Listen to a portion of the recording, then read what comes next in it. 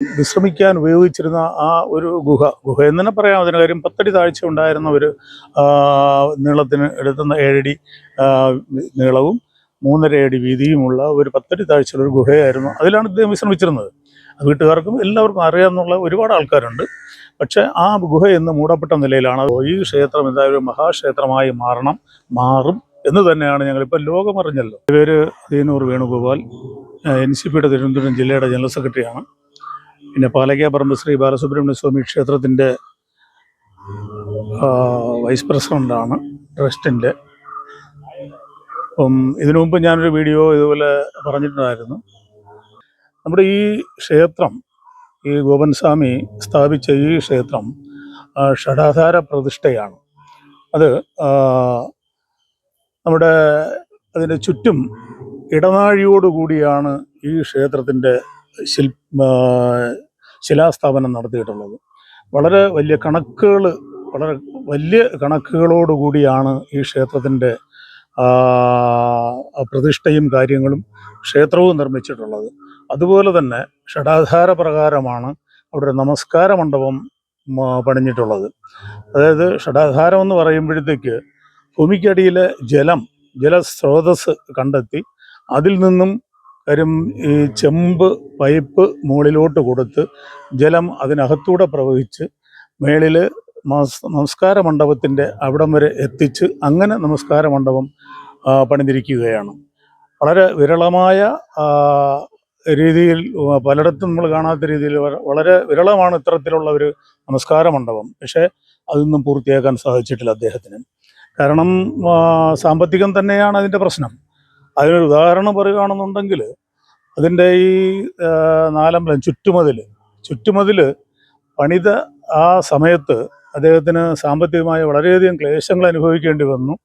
ഇളയ മരുമകളുടെ കെട്ടുതാലി വരെ പണയം വെച്ചും വിറ്റുമൊക്കെയാണ് അത് സാധിച്ചു എന്നാണ് പറയപ്പെടുന്നത്.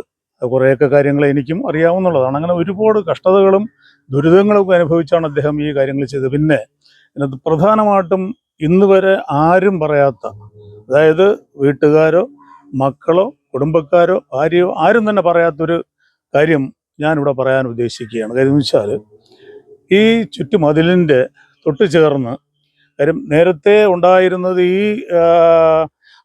ക്ഷേത്രത്തിൻ്റെ ഇതെല്ലാം ഈ വിഗ്രഹങ്ങളെല്ലാം തന്നെ ഒരു ചെറിയ മുറിക്കകത്താണ് അദ്ദേഹം സ്ഥാപിച്ചിരുന്നത്.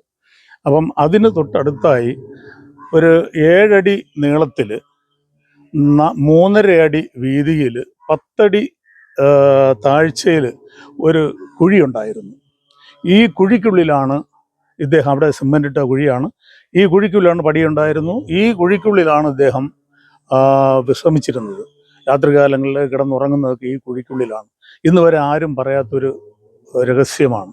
ഇത് ആരെങ്കിലും നിഷേധിക്കുകയാണെന്നുണ്ടെങ്കിൽ അത് കൃത്യമായിട്ടും തെളിയിക്കുവാൻ ഞാൻ ബാധ്യസ്ഥനാണ്, തെളിയിക്കുകയും ചെയ്യും. അതിനൊന്നും കുഴപ്പമൊന്നുമില്ല. അപ്പം അങ്ങനെ ആണ് അദ്ദേഹം ആ കുഴിക്കുള്ളിൽ കിടന്നുറങ്ങിയാണ് ഈ കാര്യങ്ങളെല്ലാം ഇവിടെ നിർവഹിച്ചു എന്നാണ് പറയപ്പെടുന്നത്. ഞാനത് പറഞ്ഞു വരാൻ കാരണം അദ്ദേഹത്തിന് ഒരുപാട് അറിവുണ്ടായിരുന്നു എന്നുള്ളത് സ്ഥാപിക്കാനാണ്. ഇതിനു മുമ്പ് ഞാൻ പറഞ്ഞു, കാര്യം കുറേ കാര്യങ്ങൾ അറിയാവുന്നുള്ളൊരു മനുഷ്യനായിരുന്നു. കുറേയൊക്കെ കാര്യങ്ങൾ പഠിച്ച് മനസ്സിലാക്കിയാണ് അദ്ദേഹം ഈ കാര്യങ്ങളൊക്കെ ഇവിടെ നടത്തിയിരുന്നത്. അപ്പോൾ അദ്ദേഹത്തിൻ്റെ ആ ഒരു ഇത് ചൈതന്യത്തിൻ്റെ ഒരിതോ അല്ലെങ്കിൽ അദ്ദേഹത്തിൻ്റെ അറിവിൻ്റെ ഒരിതോ എന്തെങ്കിലും ആയിരിക്കാം. പക്ഷേ ഇപ്പോൾ നമുക്ക് കൃത്യമായിട്ടും ഇങ്ങനെ ഒരു സമാധി, കാര്യം നാട്ടുകാർ പറഞ്ഞത്, ഞാൻ ഉൾപ്പെടെയുള്ള നാട്ടുകാർ പറഞ്ഞതെന്ന് വെച്ചാൽ, ഇത്രയും കാര്യം വിവരമുള്ളൊരു മനുഷ്യൻ, കാര്യം ഒരുപാട് കഷ്ടതകളും ദുരിതങ്ങളും അനുഭവിച്ചൊരു മനുഷ്യൻ, കാര്യം വളരെ പ്രയാസപ്പെട്ട് ഇത്തരത്തിലൊരു ക്ഷേത്രം പണിഞ്ഞു. അദ്ദേഹത്തിന് കൃത്യമായിട്ടും അദ്ദേഹത്തിന് അന്ത്യവിശ്രമം കൊള്ളുന്ന ആ ഒരു ഇതിലേക്ക് എത്തിയപ്പോൾ അത് ജനങ്ങളെ ഒന്ന് ബോധ്യപ്പെടുത്താൻ മക്കൾ തയ്യാറായില്ല എന്നുള്ളത് ഇപ്പോഴും എല്ലാവരും പറയുന്നൊരു കാര്യമാണ്. പക്ഷെ അന്ന് എല്ലാവരെയും വിളിച്ചൊന്ന് ബോധ്യപ്പെടുത്തിയിട്ട് അച്ഛൻ പറഞ്ഞു, ഇങ്ങനെയാണ് കാര്യം, സമാധിയാവുന്ന സമയത്ത് ആരെയും കാണിക്കാൻ പാടില്ല എന്ന് പറഞ്ഞിരുന്നുവെങ്കിൽ ആളുകൾ മാറിപ്പോവും, അവർക്ക് അവരുടേതായ രീതിയിലുള്ള കാര്യങ്ങൾ നടത്താമായിരുന്നു, ആർക്കും ഒരു സംശയത്തിൻ്റെ നിഴൽ പോലും ഉണ്ടാവുമായിരുന്നില്ല.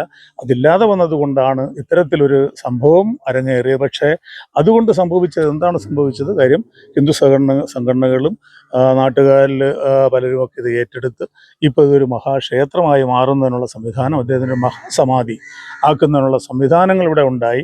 അത് മറ്റുള്ള കാര്യങ്ങൾ എന്തെങ്കിലും ആയിക്കോട്ടെ, പക്ഷേ ഇത് അദ്ദേഹത്തിൻ്റെ മരണശേഷം ഇത് വലിയൊരു മഹാക്ഷേത്രമായി മാറുമെന്ന് പലയിടത്തും പറഞ്ഞതായിട്ട് എനിക്കറിവുണ്ട്.